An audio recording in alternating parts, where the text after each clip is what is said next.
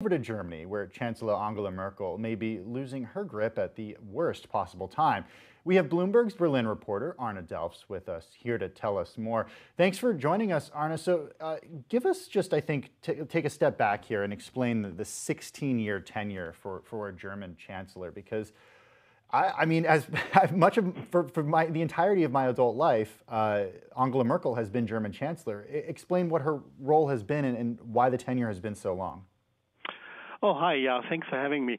Well, she has been elected 4 times, and basically in Germany, you don't have a time limit on the tenure of a chancellor. So theoretically, she could have run another time and made like 20 years, or rather 18 years, 20 years.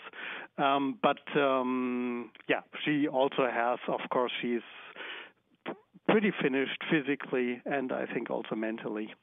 Yeah, it's probably been a pretty exhausting 16-year tenure. Yeah. So you write that in this 16 years, at the end of it, she's losing control. Explain where the evident cracks are in her hold on the various crises surrounding her. Right. Merkel has always been known as a very gifted negotiator and also as a very pragmatic politician when it came to political deals. Now, though, she has a number of really big issues at her hand, and it seems like she's a bit overwhelmed with the task. I mean, there's first of all this really big EU budget. It's altogether 2.2 trillion US dollar worth, which Poland and Hungary are blocking. Then you have, of course, also Brexit, the Brexit talks, which are still haven't finished successfully. And thirdly, you have, of course, the corona crisis, where also Germany is not looking as good anymore as it did in the spring. Yeah. Well, notwithstanding COVID, because I think it's fair to say things are looking pretty bleak around almost the entire world, save for parts of Asia. I'm wondering if anything can change in the next couple of weeks toward the end of her time as chancellor that can sort of change her legacy. Well, I think right now Germany has the EU presidency, and this EU presidency was supposed to be Merkel's final masterpiece. And now suddenly it appears that it's actually not really looking like a masterpiece in the end. I mean, she had a video call last week with several European parliamentarians, and she had to give like a resume of her presidency, which will end at December 31st.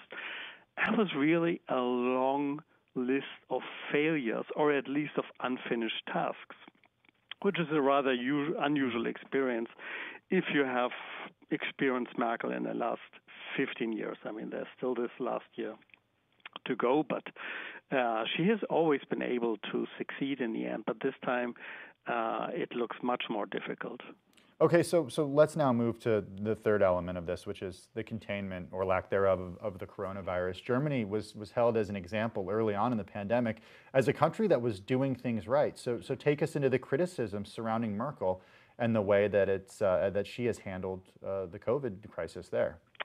Well, it's admittedly not an easy position she's in, because in Germany we have these 16 state leaders, and they are pretty powerful when it comes to these anti-corona measures.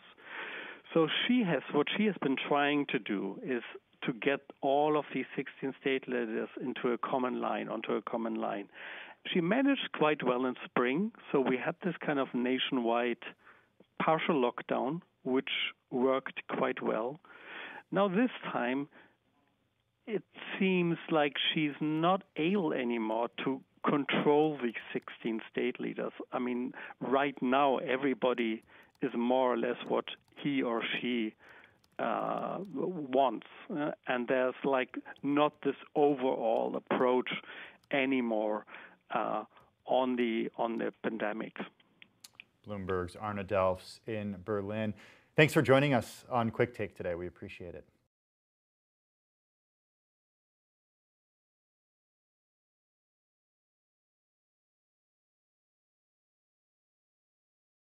The biggest stories the moment they happen from around the globe. Subscribe to Bloomberg Quick Take now for insight in an instant.